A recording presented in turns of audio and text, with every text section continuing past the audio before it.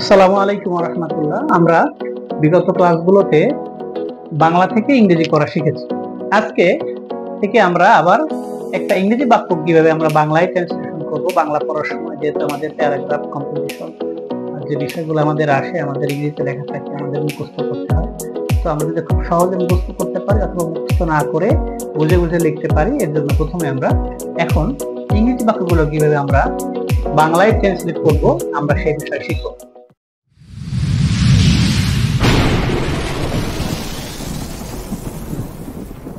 মনে রাখবা, সেটা প্রথমেই আমরা একটা বিষয় বলে রাখি, আমাদের যতগুলো ইংরেজি বাক্য আছে, আমাদের যত ইংরেজিতে যত বাক্য, যত সেন্টেন্স আছে, তুমি কোনো না কোনো বাক্যে, সকল বাক্যে তুমি অক্সিলারি ভার্ব পেয়ে যাবা। দুইটা ইংরেজি বাক্যে তোমার অক্সিলারি ভার্ব থাকে না। দুইটা বাক্য কি? প্রেজেন্ট ইনডিফিনিট টেন্স অ্যাফার্মেটিভ এবং পাস্ট ইনডিফিনিট টেন্স অ্যাফার্মেটিভ। তো প্রেজেন্ট ইনডিফিনিট টেন্স অ্যাফার্মেটিভ কি? সাবজেক্টের পরে হয় ভার্বের প্রেজেন্ট ফর্ম থাকে অথবা প্রেজেন্ট ফর্মের সাথে এস বাই এস। তো অ্যাফার্মেটিভ সেন্টেন্সে প্রেজেন্ট ইনডিফিনিট টেন্সের অ্যাফার্মেটিভের বাক্যে অক্সিলারি ভার্ব থাকে না। আরেকটা হলো গিয়ে পাস্ট ইনডিফিনিট টেন্স, সাবজেক্টের পরে ভার্বের সেকেন্ড ফর্ম থাকে, অক্সিলারি ভার্ব থাকে না। আর যত বাক্য আছে, টেন্স বলো, মডালস বলো, টু বি বলো, প্যাসিভ বলো, সকল বাক্যে কি আছে? অক্সিলারি ভার্ব কোনো না কোনো ভাবে অবশ্যই আছে। সেন্টেন্সের ক্ষেত্রে মধ্যে অক্সিলারি ভার্ব ব্যবহার করা হয়েছে। তো আমরা তাহলে খুব সহজেই বাক্যকে ইংরেজি থেকে বাংলা করার সময় আমরা দেখব আগে অক্সিলারি ভার্ব কোনটা। অক্সিলারি ভার্ব পাওয়ার পরে খুঁজবো এখানে মূল ভার্ব কোনটা। কারণ কি, অক্সিলারি ভার্বের পরে মূল ভার্বের চেঞ্জ হয়। অনেক সময় দেখা যায় অ্যামিজারের পরে আইএনজি থাকলে প্রেজেন্ট কন্টিনিউয়াস টেন্স হয়, আবার অ্যামিজারের পরে ঠিক ভার্বের থার্ড ফর্ম থাকলে সেটা প্যাসিভ বাক্য হয়। তো প্রথমে একটা বাক্যকে বাংলা ইংরেজি থেকে বাংলা করার জন্য প্রথমে আমরা দেখবো বাক্যের অক্সিলারি ভার্ব কি। অক্সিলারি ভার্ব না থাকলে সেটা হয় প্রেজেন্ট ইনডিফিনিট টেন্স হবে, না হলে পাস্ট ইনডিফিনিট টেন্স হবে। এটা গেল প্রথম কথা। অক্সিলারি ভার্ব যদি না থাকে তাহলে সেটা প্রেজেন্ট ইনডিফিনিট, না হলে পাস্ট ইনডিফিনিট। প্রেজেন্ট ইনডিফিনিট কিভাবে চিনবো? হয় ভার্বের প্রেজেন্ট ফর্ম, না হলে প্রেজেন্ট ফর্মের সাথে এস বাই এস। আর পাস্ট ইনডিফিনিট টেন্স কোনটা? যে বাক্যে ভার্বের সেকেন্ড ফর্ম থাকবে, অর্থাৎ পাস্ট ফর্ম থাকবে, আর সকল বাক্যে অক্সিলারি ভার্ব থাকবে। ওকে, ঠিক আমরা এটা মাথায় রেখে আজকে ক্লাসটা শুরু করলাম। দেখো, এটা বাক্য কি? আই ইট রাইস, এর বাংলা কি হবে? দেখো এখানে ভার্ব কোনটা? ইট। অক্সিলারি ভার্ব নাই, তাহলে হয় প্রেজেন্ট ইনডিফিনিট টেন্স, নাইলে পাস্ট ইনডিফিনিট টেন্স। ইট কোন ফর্ম? ভার্বের প্রেজেন্ট ফর্ম, তাহলে কি এটা প্রেজেন্ট ইনডিফিনিট টেন্স। তাহলে আমি জানি কি প্রেজেন্ট ইনডিফিনিট টেন্সের বাংলা ভার্বের উচ্চারণ কেমন হয়? রস্যই অন্ত্যেষ্টিয় একার রসিকার যোগ করে এর কি হয়? বাংলাটা লেখা হয়। তাহলে যেহেতু সাবজেক্ট, যেহেতু আমি এখন খাই উচ্চারণ করব না খা উচ্চারণ করব না খায় উচ্চারণ করব, ডিপেন্ড করবে বাক্যের সাবজেক্টের উপরে। দেখো সাবজেক্টটা কি এখানে? আমি, তাহলে কি হবে? আমি ভাত খাই, আমি ভাত খাই। যদি এখানে সাবজেক্টটা আই না হয়ে কি হতো, তখন কি হতো বাক্যটা? সে ভাত খায়। যদি হি না হয়ে সাবজেক্টটা ইউ হতো, তখন কি হতো? তুমি ভাত খাও। অর্থাৎ প্রেজেন্ট ইনডিফিনিট টেন্স, যখন আমি একটা প্রেজেন্ট ইনডিফিনিট টেন্সের বাক্য দেখবো, ভার্বের প্রেজেন্ট ফর্ম লেখা আছে ইংরেজিতে, তখন বাংলা করার সময় আমরা দেখবো সাবজেক্টকে, সেই সাবজেক্ট অনুযায়ী আমরা একটি বাংলা ভার্বের উচ্চারণটা করবো। আশা করি বুঝতে পেরেছো। আচ্ছা, এবার যদি বাকি দেখি যে অ্যামিজারের পরে ভার্বের সাথে আইএনজি যোগ করা আছে, তাহলে বুঝবো এটা কোন tense? Present continuous tense. Okay, যে ইংরেজি বাক্যে অ্যামিজারের সাথে ভার্বের সাথে অ্যামিজারের পরে ভার্বের সাথে আইএনজি যোগ করা থাকবে, বুঝবো সেটা কোন টেন্স? Present continuous tense. এবং আমি জানি প্রেজেন্ট কন্টিনিউয়াস টেন্সের বাংলা ভার্বের উচ্চারণ কেমন হবে? ছি ছ ছে চয় ছ চয় ছ একা চয় ছ রস্যি যোগ করে আমরা বাংলা উচ্চারণটা করব। তো আই অ্যাম ইটিং রাইস, তাহলে এই আমি অ্যাম এর পরে দেখলাম কি ভার্বের সাথে আইএনজি আছে, তাহলে বুঝে নিলাম এটা কোন টেন্স? Present continuous tense. তো উচ্চারণ কেমন হবে? ছি ছ ছে চয় ছ চয় ছ একান চয় ছ রস্যি যোগ করে আমরা কি করব? আমরা এর বাংলা উচ্চারণটা করব। তো এখন কখন কোনটা ইউজ করব ডিপেন্ড করবে সাবজেক্টের উপরে। যেহেতু সাবজেক্ট আই, তাহলে কি হবে? আমি ভাত খাচ্ছি, আমি ভাত খাচ্ছি। যদি আই না হয়ে কি হয়, তাহলে কি হবে? সে ভাত খাচ্ছে। যদি হি না হয়ে ইউ হয়, তখন কি হবে? তুমি ভাত খাচ্ছ। যদি সাবজেক্ট দে হয়, তারা ভাত খাচ্ছে। তো ঠিক এভাবে আমরা চেঞ্জ করব। তাহলে কি হবে? আমি ভাত কি হবে? খাচ্ছি। ওকে, বুঝতে পেরেছো প্রেজেন্ট কন্টিনিউয়াস টেন্সের বাংলাটা কিভাবে আমরা বলবো? আচ্ছা, এবার নেক্সট পাস্ট ইনডিফিনিট টেন্স। যদি বাক্যে আমি ডিড অথবা ভার্বের সেকেন্ড ফর্ম দেখি, তাহলে বুঝবো এটা কোন টেন্সে আছে? পাস্ট ইনডিফিনিট টেন্সে আছে। পাস্ট ইনডিফিনিট টেন্সের বাংলা উচ্চারণটা কেমন হবে? লামলে ল, তামতে ত, একার প্লাস ছিলাম, একার প্লাস ছিলে, একার প্লাস ছিল, এই কটা শব্দ যোগ হয়ে বাংলা উচ্চারণটা হবে। দেখো আমি যদি দেখি বাক্যে কি আছে? অক্সিলারি ভার্ব নাই, তাহলে বলছে কি? হয় সেটা প্রেজেন্ট ইনডিফিনিট নাহলে সেটা পাস্ট ইনডিফিনিট টেন্স।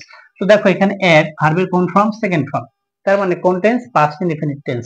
তো উচ্চারণটা তাহলে কি হবে? এইটা যোগ করে হবে। তাহলে কি হবে? যেহেতু সাবজেক্ট আমি, তাহলে কি হবে? আমি ভাত খেয়েছিলাম বা আমি ভাত খেতাম, আমি ভাত খেয়েছিলাম বা আমি ভাত খেতাম। যদি আই না হয়ে হি হয় তাহলে কি হতো? সে ভাত খেয়েছিল বা সে ভাত খেত। ওকে, বিষয়টা বুঝতে পারছি আমি নিশ্চয়ই। আচ্ছা, এবার যদি এরকম এর সাথে নট যোগ করা থাকে তাহলে তুমি কি বলবা? দেখো যে কোনো বাক্যকে আবার আমরা কি জানি নেগেটিভ করার জন্য অক্সিলারি ভার্বের পরে নট লাগে। তো ধর এই বাক্যটা যদি হয়তো you did not, you do not eat rice, যদি কি হতো? You do not eat rice. তো দেখো ডু কোন টেন্সের অক্সিলারি ভার্ব? প্রেজেন্ট ইনডিফিনিট টেন্সের অক্সিলারি ভার্ব, তাই তুমি জানো কি?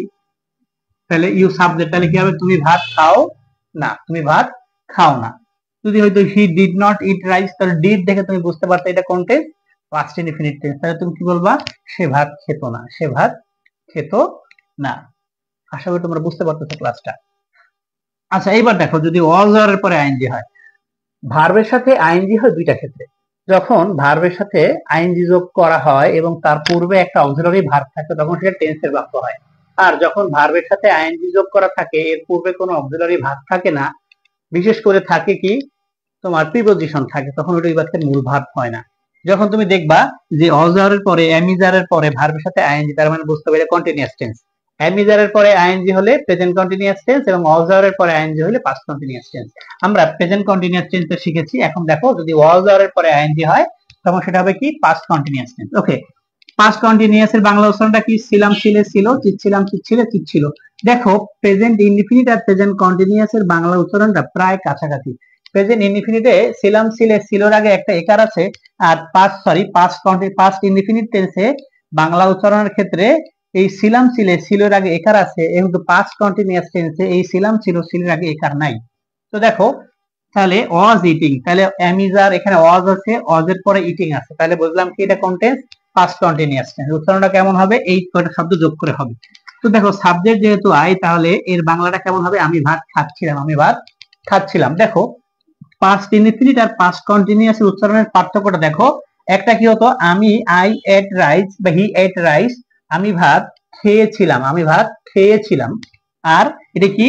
পাস্ট কন্টিনিউয়াস, আমি ভাত খাচ্ছিলাম। তো উচ্চারণটা কিন্তু একরকম হয় না, তাই না? তো পাস্ট কন্টিনিউয়াস টেন্সটা কি ছিল? আমি প্রথমে বুঝাইছিলাম যে অতীতকালে কোনো কাজ চলমান অবস্থায় ছিল। তো আই ওয়াজ ইটিং রাইস, আমি ভাত খাচ্ছিলাম, এর দ্বারা বোঝায় যে আমি অতীতকালে ভাতটা খাওয়া অবস্থায় ছিলাম, তাই বোঝাচ্ছে। তো ঠিক এভাবে আমরা দেখব যে যদি অজারের পরে আইএনজি হয় তাহলে সেটা পাস্ট কন্টিনিউয়াস হবে এবং বাংলা উচ্চারণটা এমন হবে। যদি আই না হয়ে হি থাকতো তাহলে কি হতো? সে ভাত খাচ্ছিল। যদি হি না হয়ে ইউ হতো তখন কি হতো? তুমি ভাত খাচ্ছিলে। যদি হি ইউ না হয়ে দে হতো তাহলে তারা ভাত খাচ্ছিল। তো ঠিক আমরা এইভাবে যুক্ত করে আমরা বাংলা উচ্চারণটা করব। আচ্ছা, নেক্সট দেখো প্রেজেন্ট পারফেক্ট টেন্স। ইংরেজিতে কিভাবে চিনবো? হ্যাভ হ্যাজ এর পরে ভার্বের থার্ড ফর্ম হইলে সেটা প্রেজেন্ট পারফেক্ট টেন্স হয়। তো দেখো হ্যাভ হ্যাজ এর পরে ভার্বের থার্ড ফর্ম যখন আমরা পেয়ে যাব তখন বুঝে নেব কি এটা প্রেজেন্ট পারফেক্ট টেন্স। বাংলা উচ্চারণটা কেমন হবে? এছি, এছে, এছো।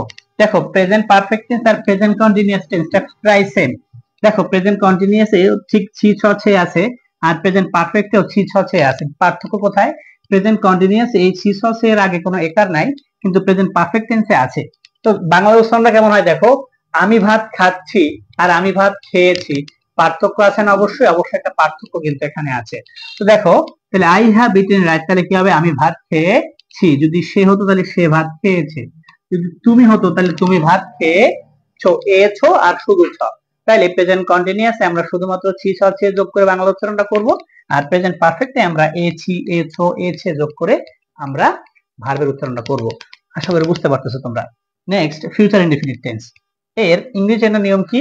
উইল এর পরে থাকবে ভার্বের ফার্স্ট ফর্ম। যখন কোনো ইংরেজি বাক্যে আমি দেখব উইল এর পরে ভার্বের ফার্স্ট ফর্ম আছে তখন বুঝবো এটা ফিউচার ইনডিফিনিট টেন্স। এর বাংলাটা কেমন হবে? ব বে যোগ করে বাংলা ভার্বের উচ্চারণ হবে। দেখো আই উইল ইট রাইস, তো উইল প্লাস ভিয়াম দেখে আমি বুঝলাম এটা ফিউচার ইনডিফিনিট টেন্স। তো এর বাংলাটা কেমন হবে তাহলে? আমি ভাত খাবো, আমি ভাত খাবো। এখানে আই না হয় যদি হি হতো তাহলে কি হতো? সে ভাত খাবে। যদি সি না হয়ে ইউ হতো তখন কি হতো? তুমি ভাত খাবে। যদি দে হতো তাহলে তারা ভাত খাবে। তো ঠিক সেম ভাবে এইভাবে আমরা ইংরেজি বাক্যগুলোকে প্রথমে দেখবো অক্সিলারি ভার্ব কি। যদি অক্সিলারি ভার্ব না থাকে তাহলে হয় প্রেজেন্ট ইনডিফিনিট টেন্স, নাইলে পাস্ট ইনডিফিনিট টেন্স। তো আমরা যদি ভিয়ন দেখি বা ভিয়ন এর সাথে এস বাই এস দেখি প্রেজেন্ট ইনডিফিনিট টেন্স, আর যদি ভার্বের সেকেন্ড ফর্ম দেখি পাস্ট ইনডিফিনিট টেন্স। বাকি যতগুলো বাক্য আছে প্রত্যেকটা বাক্যে অক্সিলারি ভার্ব থাকবে। তো সেন্টেন্সটা চিহ্নিত করার জন্য প্রথমে আমরা অক্সিলারি ভার্ব গুলো দেখবো, অক্সিলারি ভার্বের পরে দেখবো মেইন ভার্ব কোনটা। কারণ কি সেন্টেন্স অনুযায়ী কি হয়, অক্সিলারি ভার্বের পরে ভার্বের চেঞ্জ হয়। কখনো অ্যামিজারের পরে আইএনজি যোগ হবে, কখনো অ্যামিজারের পরে থার্ড ফর্ম যোগ হবে, কখন দেখবো অ্যামিজারের পরে কোনো ভার্ব নাই, তাই না? তো আমরা ঠিক প্রথমে বাক্য, ইংরেজি বাক্যকে বাংলায় করার জন্য আমরা খুঁজব প্রথমে ওই বাক্যের অক্সিলারি ভার্ব। তো আশা করি তোমরা আজকের ক্লাসটা বুঝতে পেরেছো। আমরা ধারাবাহিকভাবে তোমাদের প্রত্যেকটা বাক্য কিভাবে ইংরেজি থেকে বাংলা করা যায় আমরা ইনশাআল্লাহ ধারাবাহিক শিখবো ইনশাআল্লাহ। তো আজকের ক্লাস এই পর্যন্তই। আসসালামু আলাইকুম রহমতুল্লাহ।